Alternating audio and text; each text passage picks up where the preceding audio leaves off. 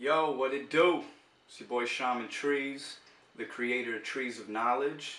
Hope y'all are doing great and feeling blessed like I am. I'm doing this special program to put all of y'all on game to tell you things that you might not know on what's going on with your food. Okay? If you look behind me, got different items here. You know, things that we would consider munchies, you feel me? Even children's food. We got some animal crackers, good old Keebler Elf. We got little Debbie and her oatmeal cream pies, sounds dirty. We got Drake, little Ducky here, some Chex Mix. But we also have shampoo and deodorants and, you know, these things that we wouldn't really associate with foods, but I'm here to tell you that they're sneaking in ingredients in our foods that are very deadly. Things that somebody in their right mind would never let any person consume, let alone a child. And yet, these things are going on. So first off, I just want to make this statement. Okay, if you're on this website, you already know that the world is not what we've been told it is. And there are people out there that are out there to manipulate and control, okay? And one of the ways that they're doing it is through lowering our vibration through the foods, okay? One of the biggest and most dangerous ingredients that I have found in food, especially these animal crackers, you know, and it was mind-blowing for me, and it takes a lot to blow my mind. It's called propylene glycol. Now, propylene glycol, which is found in these animal crackers, is also found in this deodorant. It's also found in this shampoo. It's found in soaps. It's found in antifreeze. It's also found in this American Vapor cartridge for cigarettes. Okay, electronic cigarettes. And what's crazy is they even put a warning here. Okay? If you ever pick up one of these cartridges, read the warning. It says, this e-liquid contains a poisonous and addictive substance. Okay? Product may be poisonous if orally ingested. Now, no one in their right mind would ingest a nicotine cartridge. You know, why would you eat that? But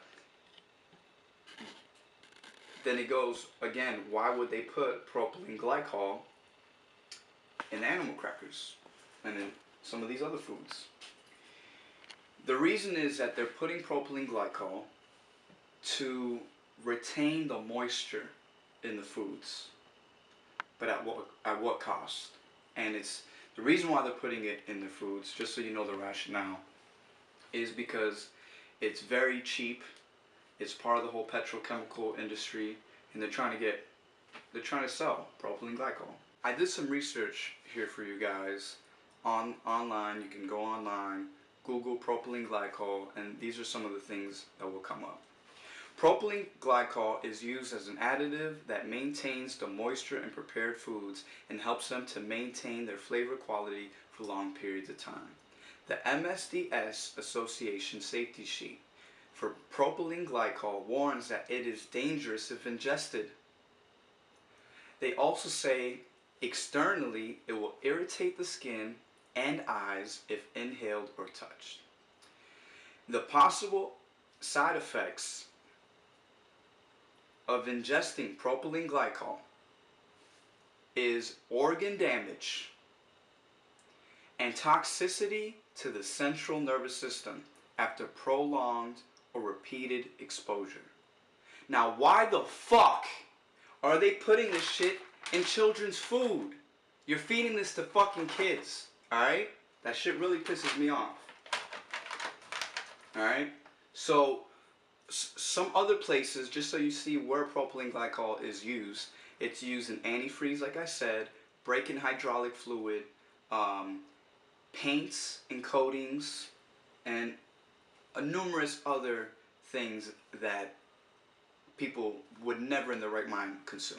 Just read the back. You should just read the back anyways of everything you buy, because throughout the years, they've changed ingredients. Okay? Um, number two. Number two, which is found heavily in like oatmeal cream pies, Swiss rolls. I used to love Swiss rolls. And they didn't even have this ingredient, but they have it now. And it's called TBHQ.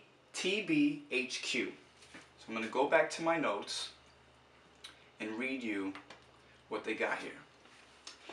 TBHQ is a chemical preservative, which is a form of butane. TBHQ, when tested in lab animals, showed a tendency for them to develop cancerous precursors in the stomach, as well as causing DNA damage. The FDA allows amounts up to 0.02% of the total oils in food to be TBHQ. This may not sound like a lot, but it does tend to make one wonder why they would even put a limit on something that is apparently a harmless additive. Okay?